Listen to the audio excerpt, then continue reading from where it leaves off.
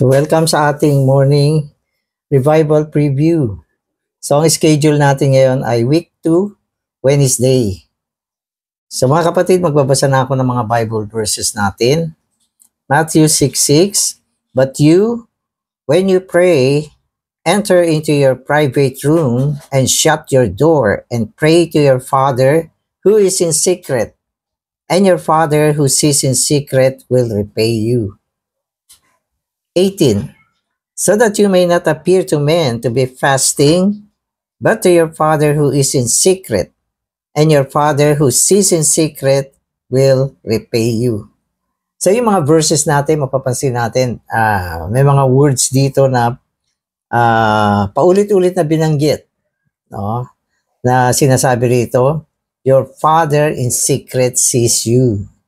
No? Na ang ibig sabihin, yung ating Ama, no, nakikita niya lahat ng mga ginagawa natin ng palihim. No, bagamat ito'y palihim sa tao, pero nakikita ng ating Ama ang ginagawa natin sa lihim. Kaya paulit-ulit din binabanggit na your Father will repay you. Nang ibig sabihin, i-repay niya lahat ng mga ginagawa na tama. At ito ay mga gawain ng katwiran na isinasagawa sa isang lihim na paraan na nakikita ng ating Ama, no, sa kanyang lihim na pananaw, no, at ito ay kanyang i-repay, no, babayaran, gagantimpalaan. No, kaya ito ay isang pagpapala. Ito ay daan ng pagpapala na tinuro sa atin. Those saints who know only to make a show of the self and a display of the flesh will not grow in life. The genuine grow in life is to cut off the self. Amen. So isa pang pakinabang sa mga pagsasagawa ng mga patagong bagay, mga lihim na bagay, no? Mga gawain ng katwiran na sinasagawa sa isang lihim na pamamaraan, ito ay nagbubunga ng paglago sa buhay. No? At sinasabi sa atin na patuloy na sinasabi sa atin, ang paghahantad ng ating sarili ay gawa ng laman, gawa ng sarili. No? Gawain ng laman, gawain ng ating mga sarili. We should pray much, yet not let others know how much we pray. This is healthy. If you pray every day without telling others or letting them know about it, it means that you are healthy and that you are growing. Amen. So yung healthy, words na healthy, malusog. Madalas ina-apply natin yan sa ating physical na katawan.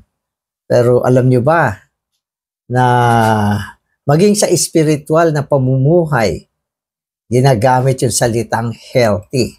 Katulad sa mga aklat ng Timoteo, sinasabi diyan, healthy teaching. Di ba?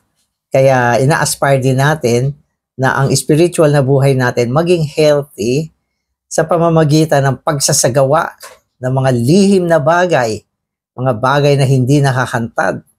No, na tangi lang ang ating Ama sa lihim ang nakakakita nito. Kapag ganyan ang ginagawa natin, healthy ang ating spiritual na buhay at ito ay nagbubunga ng mabilis na paglago ng buhay.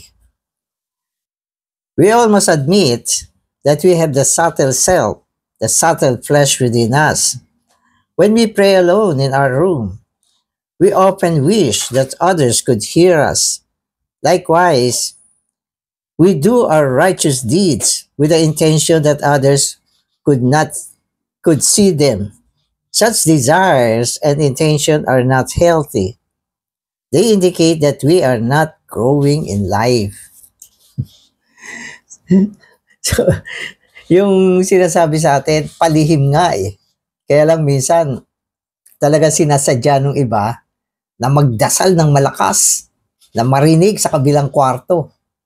Marinig hanggang sa karsada. So yan ay hindi healthy, yung mga ganyang bagay. No, yan ay hayag. No, at kumisan, mayroong mga nakatirang kapatid sa bahay mo.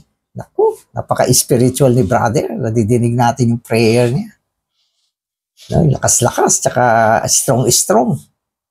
So, hindi healthy yan. No, pag sa prayer meeting, okay lang yan. Malakas ang prayer, malakas ang espiritu para makapag-amen yung mga kapatid. Pero sa individual prayer, dapat walang naririnig. Hindi nakikita, hindi nalalaman, hindi kinukwento. So, yan ay healthy. Amen. Amen. If your righteous deeds are in secret, you may be assured that you are growing in life and are healthy. That anytime you exhibit yourself in your righteous deeds, you are not healthy. Such an exhibition greatly frustrates your growth in life. Amen. So, paulit-ulit sinasabi sa atin yung tungkol sa growth in life. No? Nag-grow ka ba? Minsan hindi natin alam yan. Nag-grow ba tayo? Pero yung mga binanggit dito, naging indication siya na magkaroon tayo ng hint kung tayo ay healthy at lumalago. Halimbawa, marami kang prayer, okay, may mga righteous deeds ka, nag-o-offer ka, nananalangin ka, nagpa-fasting ka, pero alam mo na itong mga bagay na ito ay ginagawa mo ng mga patago. Then be assured you are healthy and you are growing in life. No? So, sa kabaliktaran, kung gumagawa ka naman ng mga bagay na ito, no, at sinasadya mong ihantad, no, kinikwento mo pa sa tao yung mga yung prayer life mo, no, at kinikwento mo rin kung paano ka nagbibigay, no, at kinikwento mo rin yung mga fasting mo na pamumuhay, no, ito ay nagpapakita hindi ka lumalago. No, hindi ka lumalago. So, yun yung indication ng mga bagay na hindi natin alam. Lumalago ka ba o hindi? Di tignan mo yung life mo sa aspekto ng mga ganitong bagay. No? Lalo na kung hindi ka gumagawa ng mga gawain ng katwiran, hindi ka nagpe-pray, wala ka rin ikwekwento. Hindi ka nag-o-offer, anong ikwekwento mo? Hindi ka nagpa-fasting, wala talaga. So, hindi rin healthy yan. Pero, maski ginagawa mo yan, kung hayag naman, hindi rin healthy. Hindi ka din lumalago sa buhay. Kaya the best yung sinasagawa natin itong mga righteous deeds na ito, tapat tayo sa Panginoon sa ating material offering. Pero patago natin ginagawa, marami tayong prayer, no, sa buhay natin na hindi alam ng mga kapatid. No, marami kang kabigatan, mga kapatid, pinagpe-pray mo. No, may sakit sila, pinagpe-pray mo. May pangangailangan ng eklesiya, nananalangin ka, dumudulog ka sa Panginoon. Minsan, niluluhod mo yan sa Panginoon. Diba? At minsan, tindi ng kabigatan mo, nagpa-fasting ka. Wala kang ganang kumain dahil sa bigat ng gawain na pinapanalangin mo. No, minsan hindi ka nakatulog, no, dahil sa dami ng prayer. So, lahat ng ito ginagawa mo, patago, walang nakakaalam. Healthy yung life mo. No, at dahil dyan, mabilis ang paglago mo sa buhay. Kaya yun ay mga indication na pinakita dito na napakaganda kung isasagawa natin. Sagawa natin to. No, kasi yung Christian life, isa sa pinaka-goal natin ay ang lumago sa buhay. No, magkaroon ng gulang sa spiritual, magkaroon ng isang pamumuhay na malusog ang ating spiritual na buhay. Amen. The universe indicates that God is hidden, that God is secret. We may have seen the things done by God, but none of us has ever seen Him. For He is always hidden, always secret. God's life is such a secret and hidden nature. Tama naman, ang Diyos natin ay tagong Diyos ito. Diba? Bagamat sobrang dakila ng ating Diyos, ang dakila, walang makakapantay. Diba? Diba, may kantang, How Great Thou Art. Sabing ganon. Napakadakila mo, O Ama. Na yung buong sansinukob, accomplishment niya yan. Milyong-milyong item, nilikha lahat ng Diyos. No, pero bagamat napakadakila niya sa kanyang paglikha, napakadakila niya sa kanyang katubusan, dakila siya sa kanyang pag-ibig, kaya lang hindi mo siya nakikita, nakatago siya. Ang isa na pinakadakila, pinakamaraming accomplishments, no, ay hindi natin nakikita, nakatago. No? At kaya dahil nga dyan, maraming tao hindi naniniwalang may Diyos dahil nakatago siya Yung mga atheists, sabi nila wala raw Diyos. No? Ini-enjoy nila yung buong creation. Sila mismo nilikha ng Diyos. Pero sasabihin nila walang Diyos kasi nakatago Nakatago ang Diyos natin. Isang tagong Diyos. Amen. O ito, sabi dito, if we love others by our own life, this life will seek to make a display of itself before men. But if we love others by the love of God, this love will always remain hidden. O yan. So, maging yung pag-ibig natin, natetest din. Kasi meron dalawang uri ng pag-ibig Pag-ibig na natural, yung natural na buhay natin, na pag-ibig. At yung isa naman ay umiibig sa pamamagitan ng pag-ibig ng Diyos na naidala tungo sa atin. Kung ikaw ay umiibig, halimbawa sa mga kapatid sa church, sa iyong natural na buhay, ano mangyayari? Dini-display mo. Display ka ng display. Kita yung pag-ibig ko. Ito, nagbigay ako, tumulong ako. Ganon yung pag-ibig ng tao. Pag natural siya, nako, hinahantad siya, pinapakita siya, pinapadama siya.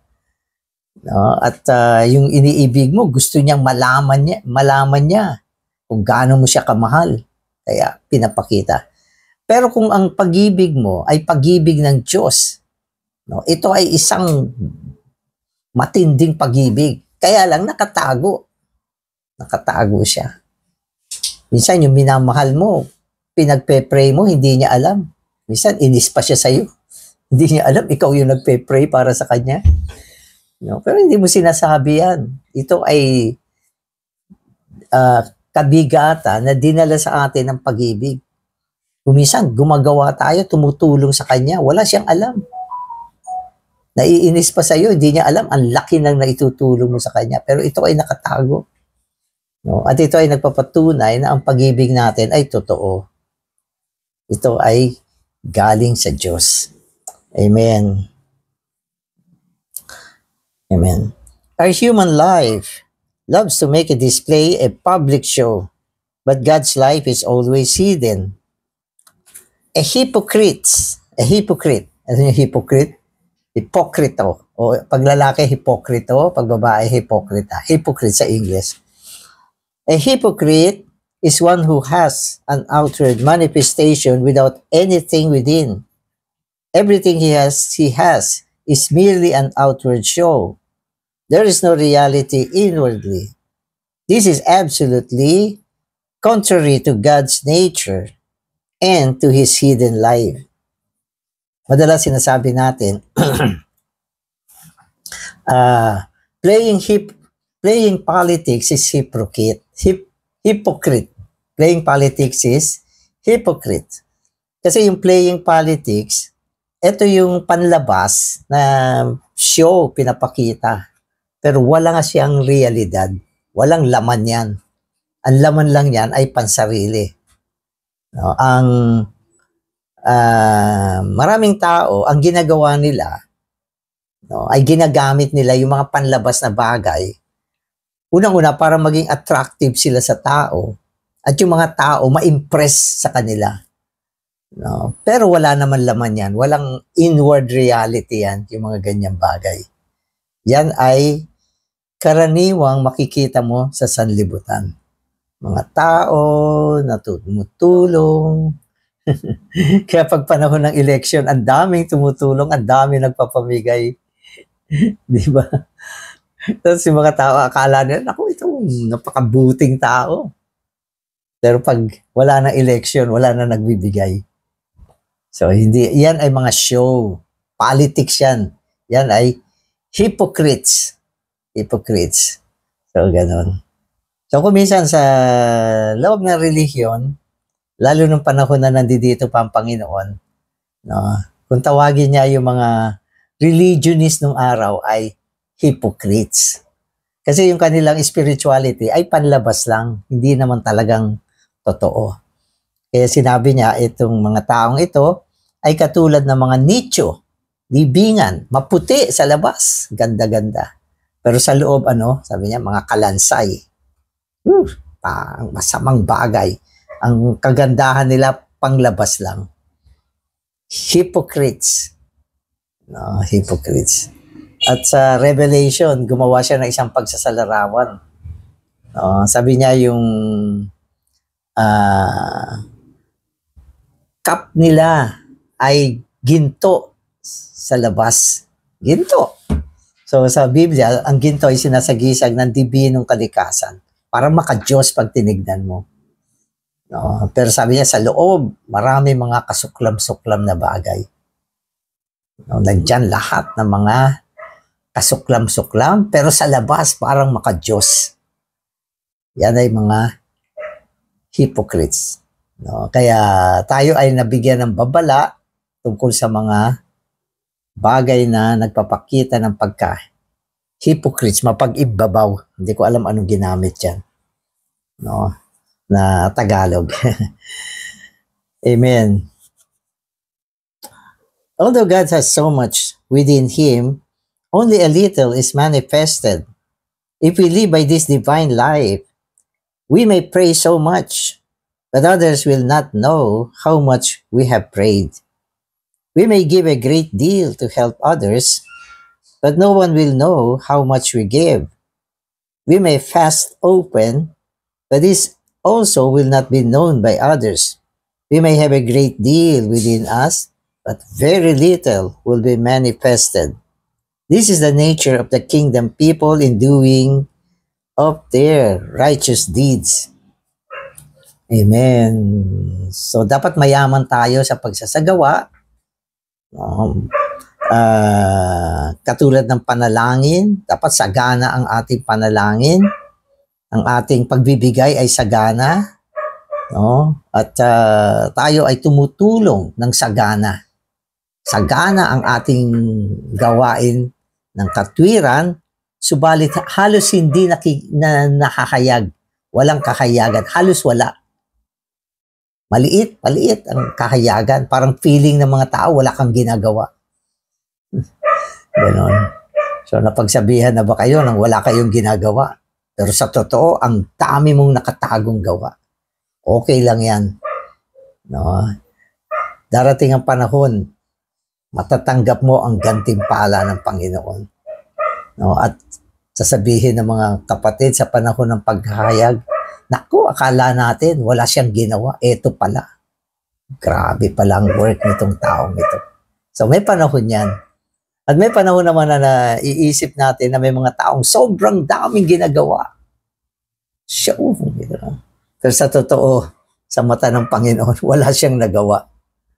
No? Kaya hindi ito ang panahon ng paghahayag ng ating mga gawain ng katwiran. Ito ay panahon ng tago. No? Tago ang panahon na ito. Tingnan niyo ang ating Diyos. Ang dami niyang tinutulong sa tao. Pero nakatago siya. Yung iba, naiinis pa sa kanya. Parang walang Diyos. Hindi nila alam yung hangin na nilalanghap nila araw-araw galing sa Diyos. Hindi naman sila sinisingil. Kaya kung sisingilin sila ng Diyos, nako, magkano 1 kilo ng hangin? Wala, libre lahat. Yung ulan, libre. Binibigay ng Diyos. Yung sikat ng araw, libre. Diba? Ang daming mga bagay ng pagpapala na nasa likuran ng Diyos, ginagawa nila, maski sa atin, maski sa buhay natin. Daming ginagawa ng Diyos na hindi mo nararamdaman, no? Hindi mo natatanto na siya ang gumagawa. Kailangan malaman natin na dito sa mundo, walang aksidente. Lahat ay plinano ng Diyos. No? Kaya si Paul sinabi niya na ang lahat ng bagay, no, ay ang Diyos ang pinagmumulan. No? Kinakain mo, ginugugol mo sa buhay mo. Ang Diyos ang nagbibigay niyan. No? Pero hindi niya pinaparamdam. Parang ang feeling mo, ikaw ang magaling. So, ito yung yung sitwasyon na pinapakita sa atin eh. Nakatago ang Diyos. Tayo, ang liit lang ng gagawin natin. Gusto pa natin i-display. Amen. Pero dapat bumaling tayo sa daan ng buhay. Upang sa ganon, ang mga bagay ng lamang, sarili, ay mapatay at maitago, malagay sa krus. Amen. Amen. We do more than what is visible to others. We can never practice this kind of giving in our natural life. It is possible. Okay, lumampas lang ako. Okay, so ito. This is vastly different from the nature of the worldly people. When the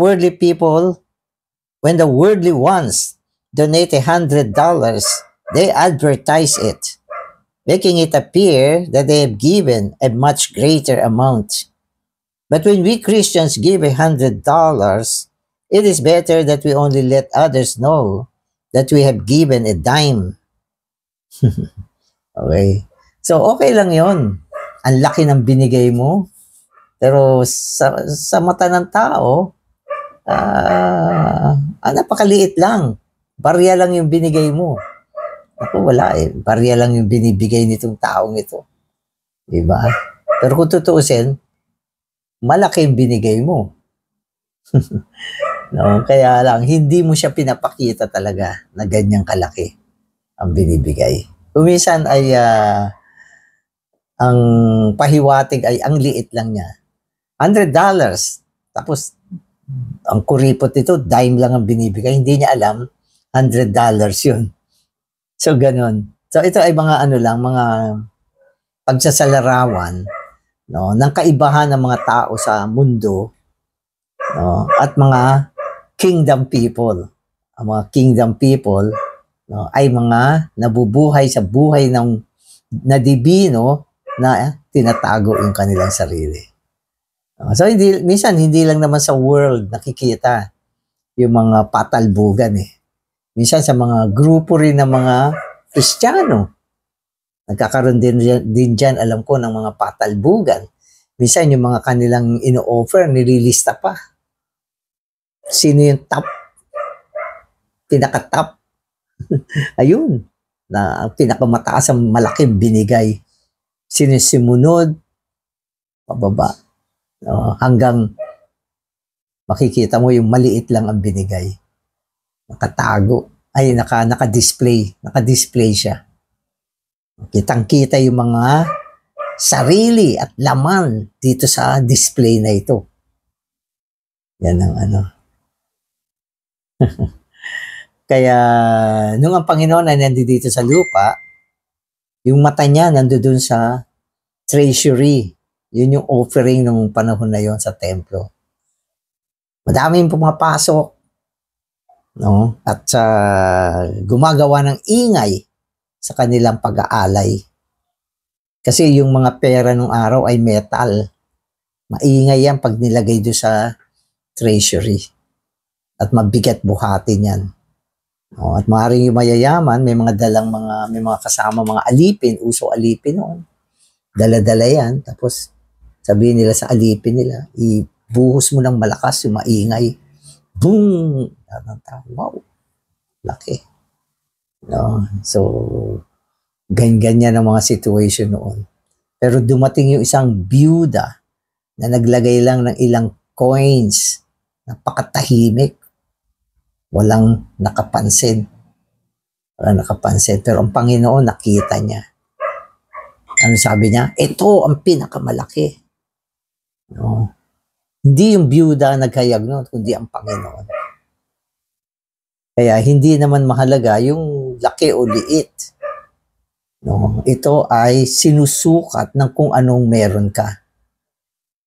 Kung anong meron ka. At ito ay inaalay mo ng patago. Yan ay kalugod-lugod sa mata ng Panginoon. Yan, meron siyang merong kapalit yan. No? Maaring sa panahon na ito, o maaring gantimpala sa darating na kapanahunan. Amen. We do more than what is visible to others. We can never practice this kind of giving in our natural life. It is possible only in the divine life, the life that does not enjoy making a show. This is the crucial point in the portion of the word. Amen. So yung pasikretong bagay, hindi natin magagawa yan sa ating natural na buhay. Kasi nga yung natural na buhay natin, palagi may desire na mag-display.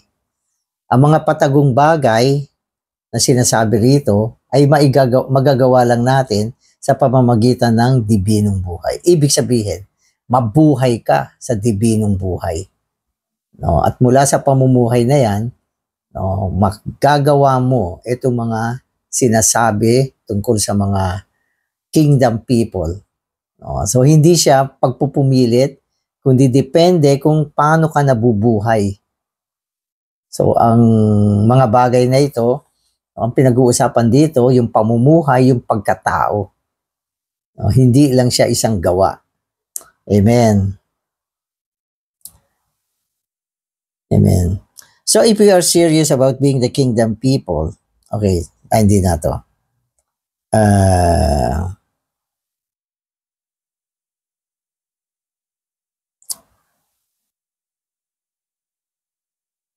Okay, tama.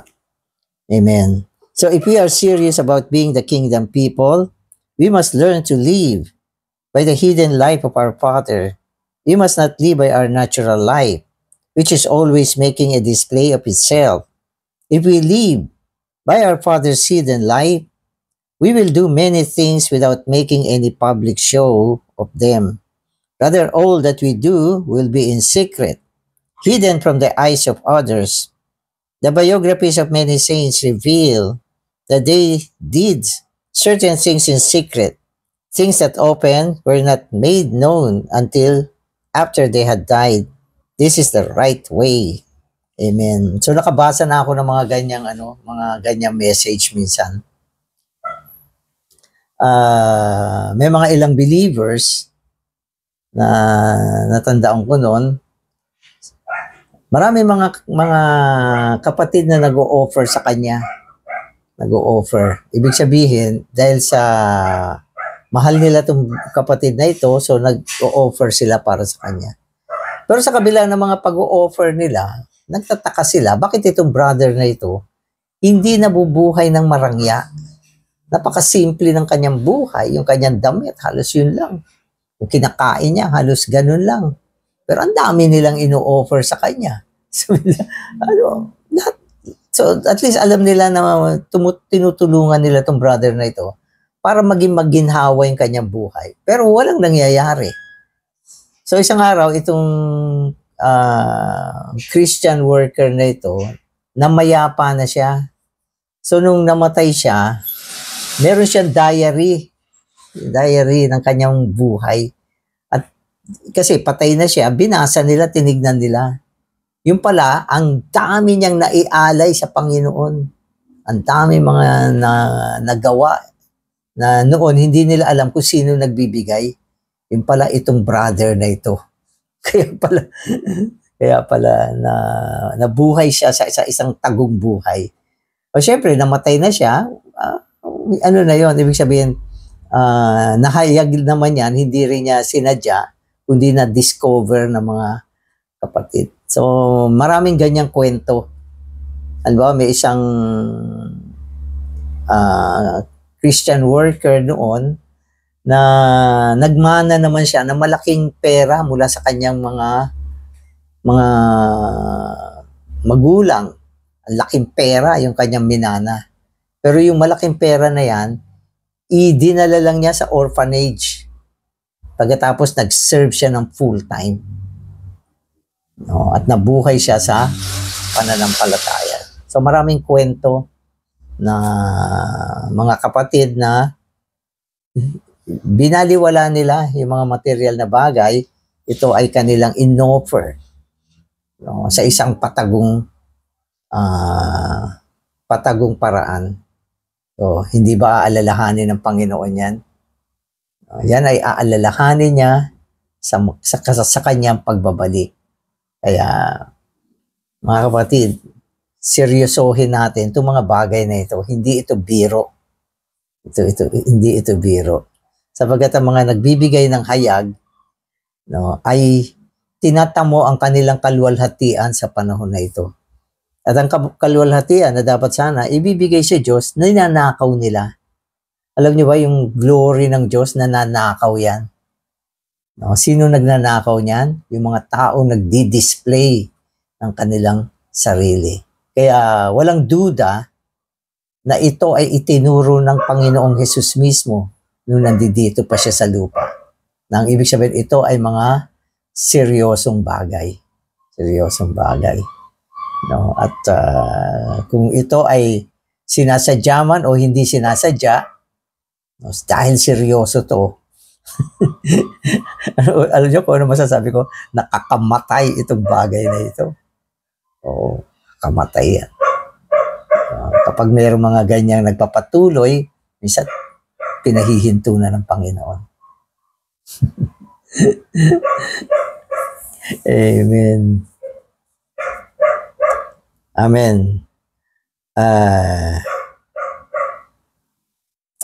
Okay, so last part na ako. Sabi dito, our prayer should be in secret.